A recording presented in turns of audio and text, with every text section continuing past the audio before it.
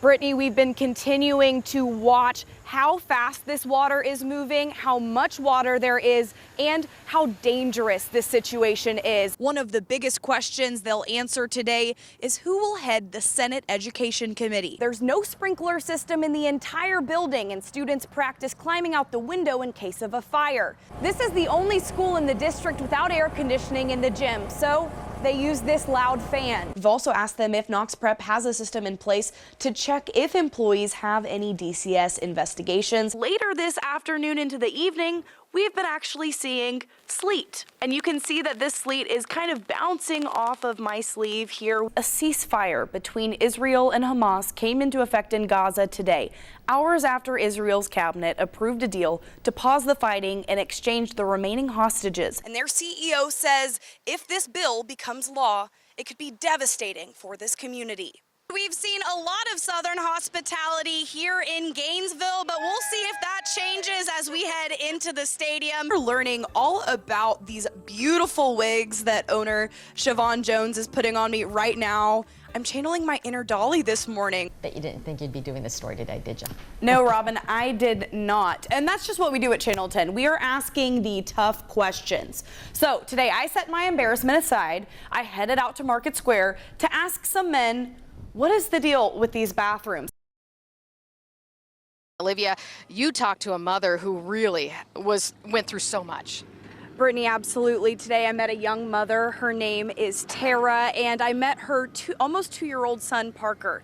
Tara was not able to save her home, her car, and even some of her neighbors. But because she was able to save her toddler, today she feels lucky. Here's her story. There is part of our dresser on top of that mattress. Pieces. That's all that's left of Tara Hollyfield's home. The house was right here where this concrete slab is, and they said that most of my stuff was over here in the neighbor's yard. Friday night she was in bed, alerted by the sound of wind and frantic texts from family members. You see it on the news and on social media, but you don't ever think it would happen to you or your family. She realized the storm was coming towards her home. She rushed to get her son, but the storm hit first. It flew me all up in the air, and when I landed, I stood immediately up and I went to go look for him. She found her baby in a pile of debris. The first thing I remember is when I got down, I really thought my son was dead. 'Cause he's not even 2 years old yet. After some stitches, she's hugging him tight and picking up the pieces of her life. They found an ultrasound picture when I was pregnant with my son. They found some of his toys, some of our clothes. We had a safe with some money in it. Things can be replaced. All of my neighbors that were around me are gone. Her family can't. It's tough. But I'm just thankful to be alive. It's a miracle to God that we're both alive, really. The in-wall heat and air unit caught on fire and was smoking. Concrete breaking up in the girls' restroom. Bats in the gym. Bats? Like animals? Bats. Yes, ma'am. As Principal Craig Day sits down at his computer, it takes a while for all 409 maintenance requests to load. Starting to now double and triple in the amount of effort that needs to be made and money. Teachers have learned to make adjustments while working in a building built in the 1950s. Get to those. Leslie Vines starts her morning checking her classroom. If it rained overnight or we had wind, heavy wind, the windows are going to pop open. She prays the heat or air conditioning is working. They may be wearing their hoodies and jackets all day because the boiler doesn't work. But what's most concerning is safety, according to professional audits. Jefferson Elementary School in the area of emergency preparedness is at the most need in the district. And I said, what is that? And a little kindergartner walking by said, it's poop, Miss Vines, it's poop. Heavy rain will bring raw sewage into hallways. And if I could say that would happen one time, that would be great, but it's been more than once. Thousands of dollars have been put into Band-Aid fixes, but the electrical, mechanical, plumbing, and heat and air systems have remained mostly untouched for 66 years. It's defeating, but does it stop us from doing our jobs? No. We should be moving forward instead of staying stagnant in terms of facilities. How much money would it cost to completely renovate this school on the same level as these other schools? Sure.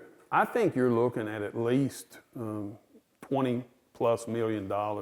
In 2021, 12 Jefferson County commissioners voted against a resolution to build a new school. The priorities for leaders, and for our future of Jefferson County are out of order. It's also failed several times in the last 10 years. Isn't it worth it for the children that are going to be working and leading this community in the future? In the foothills of the Great Smoky Mountains, Ryan Rush's hemp farm I won't even try to complain. is his happy place. No, I'm very fortunate this is what I get to work in. But with a bill banning the sale of THCA heading to Governor Billy's desk, his future might be on the other side of the mountains. All the THCA stuff that we do would go to North Carolina, and we would have employees going over there 3 to 4 times a week for that. THCA products make big money for hemp businesses. At the Hemp House, it's a third of Andy Chesney's sales. At the Blom Shop, it's almost 80% for Travis McKinney. And it's the same story for Rush's business. He would still make edibles here in Maryville since those products wouldn't be impacted. But some other THCA products make up for 70% of his sales. It's not going to stop. So it's worth it for him to go over state lines. Andy says others will follow suit. And I'm just being very blunt, like that's what's going to happen. That's what a lot of shops are already planning. They already have LLCs and business licenses set up in other states. Another part of the bill would give oversight to the Tennessee Alcoholic Beverage Commission. But cannabis and liquor should not be controlled by the same people. It's oil and water. Lawmakers want to create a 3-tier system similar to alcohol regulations. Thursday, the Senate voted to regulate the industry. A lot of people making laws about things that they don't understand. They're going to affect a lot of people's lives in very negative ways.